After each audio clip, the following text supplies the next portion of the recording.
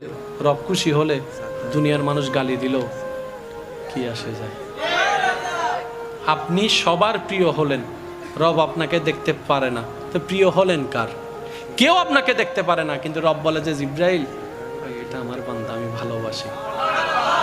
মৌলা সোয়াব তো নাই, জান্নাতে যাইতে গেলে তো সোয়াবের দরকার আছে, কিন্তু আমার তো হায়াত অর্ধেক শেষ, বেশি দিন আর বাঁচবো না। কারণ আগের মানুষ 70, 80, 90 বছর বাঁচত, এখন 40, 45, 50, 60-এর মধ্যে সবাই চলে যাচ্ছে। মৌলা আমার তো 40 বছর শেষ, আমার তো 45 বছর শেষ, এই বাকি অল্প হায়াত আমি কি করবো? এত সোয়াব তো কামানোর কোনো সুযোগ নাই। আমি যদি 5 বছর বাঁচি তাহলে রোজা পাবো মাত্র 5 বার, হজ তো 5 বার করতে পারবো না, সামর্থ্য তো আমার কাছে নাই। ও মৌলা কত কাজের কারণে তো নামাজ ছুটে যাচ্ছে, ইচ্ছাই অনিচ্ছাই। মৌলা আমি এতগুলো সওয়াব কিভাবে কামাবো? রব বলে যে মালিক আমি আসি তো। সুবহানাল্লাহ।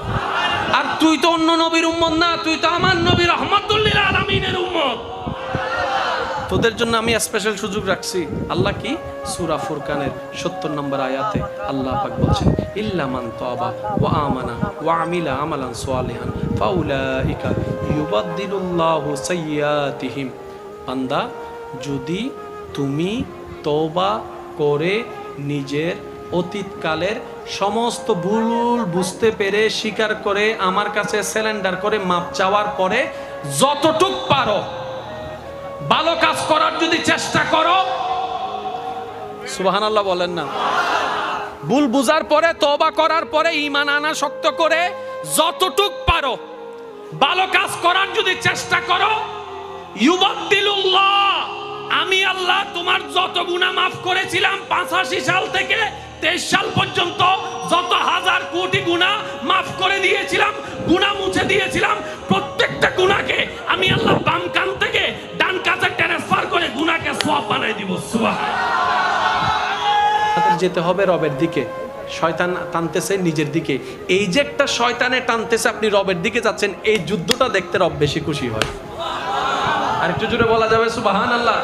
আপনি জানেন, আপনার যখন আজানের সময় হয়, আপনি প্রায় সময় খেয়াল করলে দেখবেন এমনি ঘুম আসে না, 1টা, 1:30, 2টা বাজে ঘুম আসে না, যখনই আজানের টাইম হয়, যখন আজানের সময় হয়,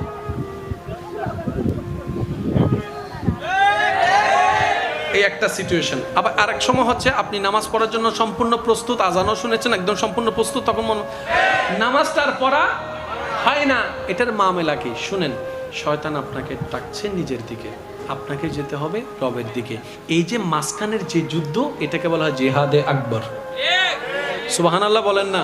এই যে আপনি রবের দিকে যাওয়ার জন্য আপনি যাচ্ছেন, চেষ্টা করছেন, এটা হচ্ছে বড় জিহাদ, উত্তম জিহাদ। কারণ আপনি শয়তানকে পিঠ দেখায় রবের দিকে যাচ্ছেন, ওইটাই আল্লাহ পাক বেশি পছন্দ করে, ওইটাই দেখতে চাই। সুবহানাল্লাহ। এটার বাস্তব প্রমাণ রমজানুল করিম।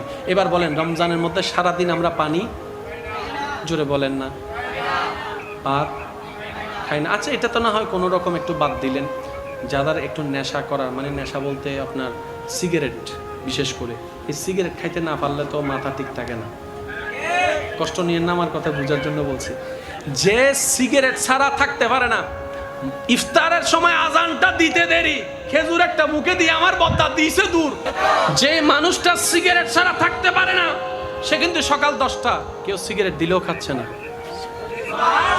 জোরে বলেন না রে ভাই। 2টা বাজে যখন বুক তৃষ্ণায় ফেটে যাচ্ছে, ফানে দিলেও খাচ্ছে না। ঘরের ভিতর কেউ নাই, বন্ধু বলে যে তুই খাইয়ে ফেল, আমি কাউকে বলবো না। আপনি বলছেন না না, আমার রব দেখবে, রোজা ভেঙে যাবে, আমি খাবো না। এ রব এগুলা দেখতে চাই, রব এগুলা দেখতে চাই, এগুলো দেখলে বেশি খুশি হয়। আপনার কাছে 10 লাখ টাকার হারামে